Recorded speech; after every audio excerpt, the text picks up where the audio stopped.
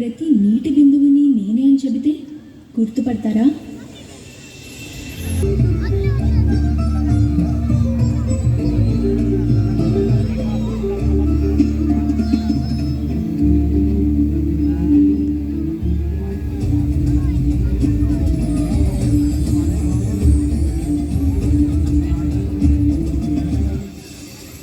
ఎక్కడో త్రయంబకేశ్వర్లో చిట్టి చిట్టి తప్పటడుగులు వేస్తూ మొదలయ్యాన ప్రయాణం నాసిక్లో పరుగెందుకుని నాందేడ్లో శ్రీ గురు గోవింద్ సింగ్ జీ ప్రార్థనలు విని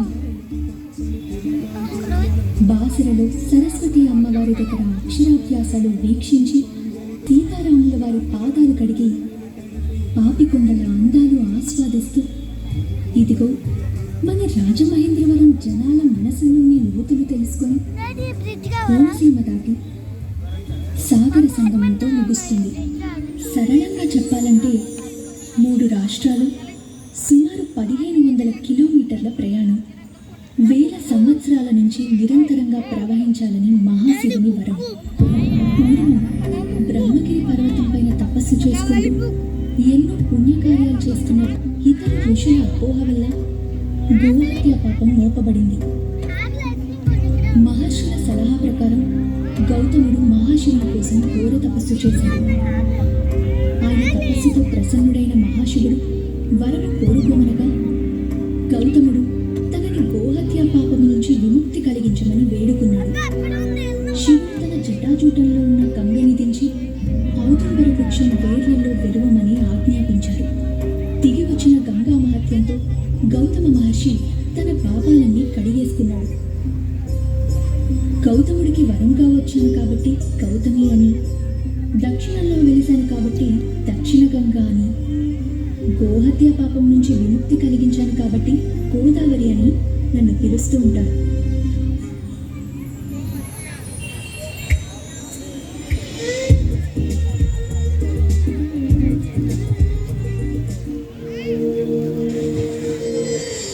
ఈ పుణ్య భారతదేశంలో ఎన్నో ప్రాంతాలు, ఎన్నో నదులు వెలిసి ఉన్నా కేవలం తెలుగువారు మాత్రమే వారి ప్రాంతాలకి నదుల పేర్లు పెట్టుకున్నారు.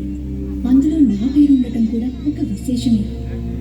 అందుకే నేను తెలుగువారన్నా, అందులో 1000 సంవత్సరాల చరిత్ర గల రాజమహేంద్రవరం అన్నా నాకు ఎంతో ప్రీతి.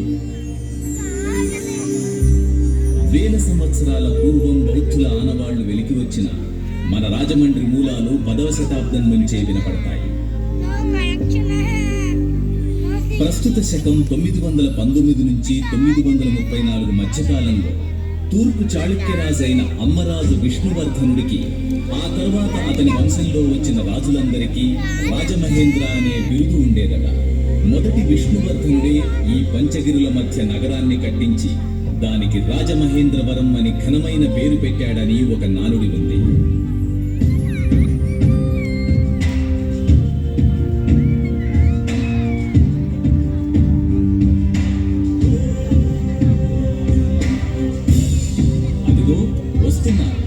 ఆయనే మన రాజమహేంద్రవరం నగరపు ముఖ్య కథలోని కథానాయకుడు. 1022 నుండి 1061 వరకు సుమారు 40 సంవత్సరాలు దిగ్విజయంగా పాలించిన రాజరాజ నరేంద్రుడు పరమేశ్వరుడికి మహాభక్తుడు, అర్థధర్మశాస్త్రాల ప్రాజ్ఞుడు, దానవీరుడు, ధర్మశూరుడు, సకల కళాహృదయుడు, ప్రజానాయకుడు, రాజకీయ చతురుడు, చోళుల ప్రీతిపాత్రుడు మన రాజరాజ నరేంద్రుడు.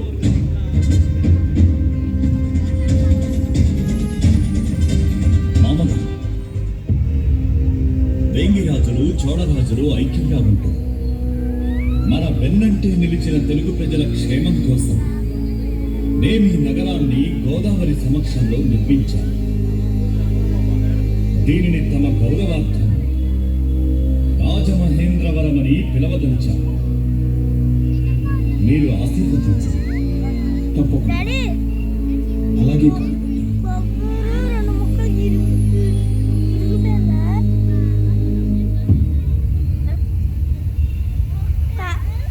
మంచి కోసం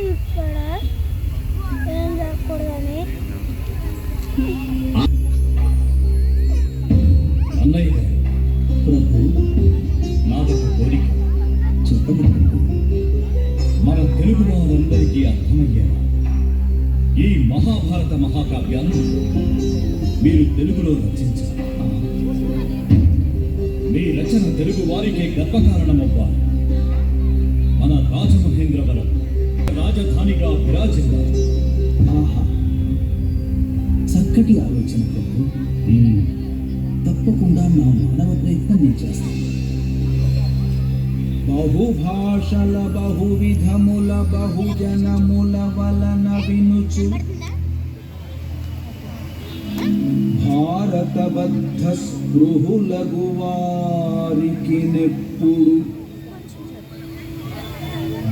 బహుయాగముల ఫలం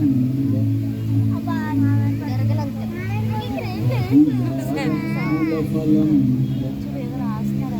పరమార్థమిదం బహుభాషల వలన వినుచు 5 minutes అయిపోయింది. కొంచెం అమ్మ దగ్గర కూర్చో. బహుయాగంబుల ఫలం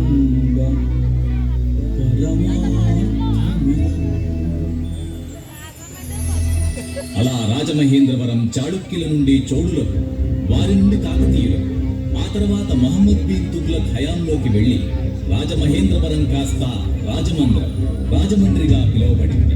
రాజమండ్రి పూర్వ వైభవాన్ని మళ్లీ సంతరించుకుంది. వారి హయాంలోనే కవి సార్వభౌమ శ్రీనాథుల వారు ఇక్కడికి తరచూ వస్తూ ఇక్కడి ఉమా మార్కండేయ ఆలయ విశేషాలు, గోదావరి నది పరవళ్లు, పంచగిరుల అందాలు వీటన్నింటినీ ఆయన శైలిలో వర్ణించారు.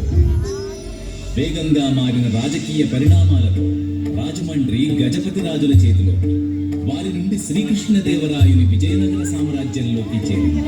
ఆ తరువాత కొన్ని సంవత్సరాలు డచ్ వారు పరిపాలించగా బ్రిటిష్ వారు రాజమండ్రి మళ్లీ పునర్వైభవాన్ని, ఆధునిక వ్యవసాయ పథకాలను పొందింది.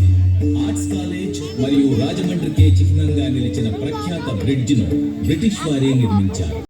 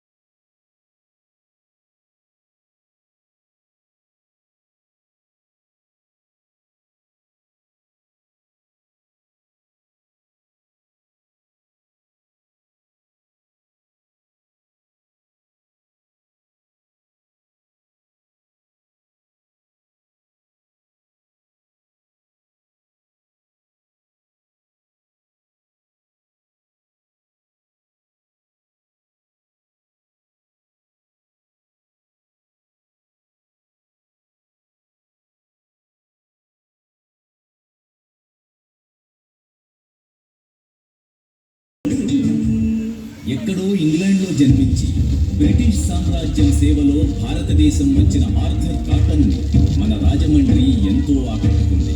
నేటి కోనసీమలో డెల్టా వ్యవసాయ అభివృద్ధి పనులు చేస్తూ బ్రిటిష్ వారు తనని ఎంత వారించినా రాజమండ్రి ప్రజల అభివృద్ధికి ఆయన ఎంతో పాటుపడ్డారు.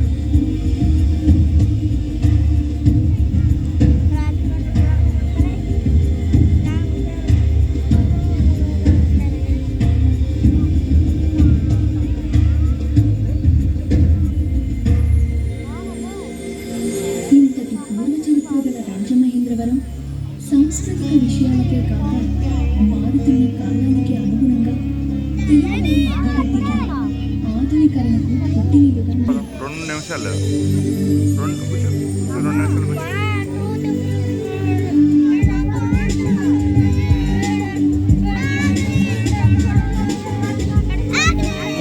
శతాబ్దం చివరి రోజుల్లో ఆంధ్ర సంఘ సంస్కర్త శ్రీ కందుకూరి వీరేశలింగం పంతులు గారి ఈనాటి సమాజానికి ఈ బాలవితంతు పునర్వివాహాలు, ఈ సంఘ సంస్కరణలు, ఈ రచనలు అన్ని విప్లవాత్మకంగా, దుస్సాహసంగా అనిపించవచ్చు. ఈ సంఘంలో మార్పుతోనే మనమంతా ముందు తరాల వారికి పునాదులు వేయగలమని నా పూర్తి నమ్మకం. మీరు ధైర్యంగా ముందుకు నడవండి.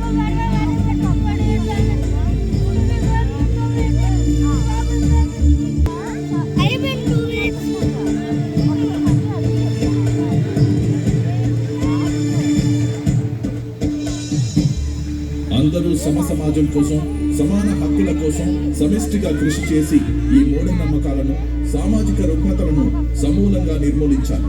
మహిళలు చైతన్యవంతులై మగవారితో సమానంగా గుర్తించబడాలి. అలా కొన్ని సంవత్సరాల్లో బ్రిటిష్ వారి పాలనలోంచి భారతదేశం మేల్కొంది. ఆ సమయంలో తెలుగువారికి స్ఫూర్తినివ్వడానికి అనీ బెసెంట్, లాల్ బాల్ పాల్ త్రయంలో పేరు పొందిన బిపిన్ చంద్రపాల్ లాంటి వారు రాజమండ్రి ముఖ్య కేంద్రంగా పనిచేశారు. ఇక జాతిపిత మహాత్మా గాంధీ గారికి రాజమహేంద్రవరంతో ఉన్న అనుబంధం చెప్పలేనిది.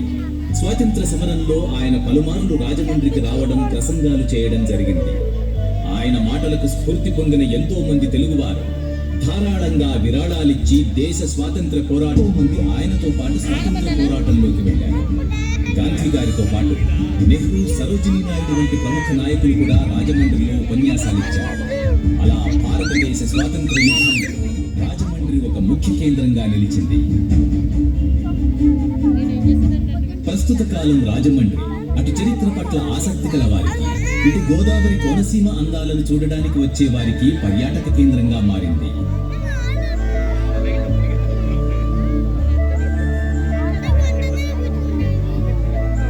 Sir Arthur Cotton bridge,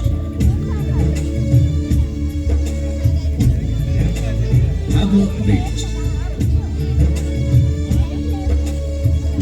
Kandukuri Veeresalingam garu నిర్మించిన town hall, Tallabandi Subbarao museum,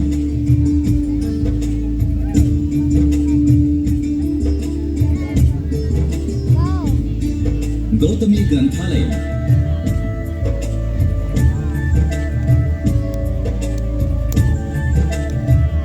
ISKCON మందిరం, ఉమా కోటిలింగేశ్వర ఆలయం వంటి చూడవలసిన ప్రదేశాలు ఎన్నో ఉన్నాయి.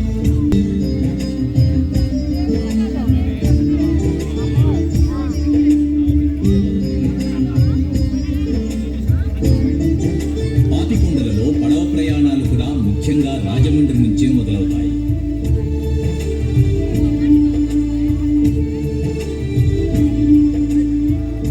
అయితే ప్రస్తుత రాజమహేంద్రవరం నగర పురపాలక సంస్థ ఆధ్వర్యంలో మరుగున పడిన లేదా ఇంకిపోతున్న చెరువుల పునరావాసంతో మన నగరం కొత్త హంగులు తెచ్చుకుంటోంది.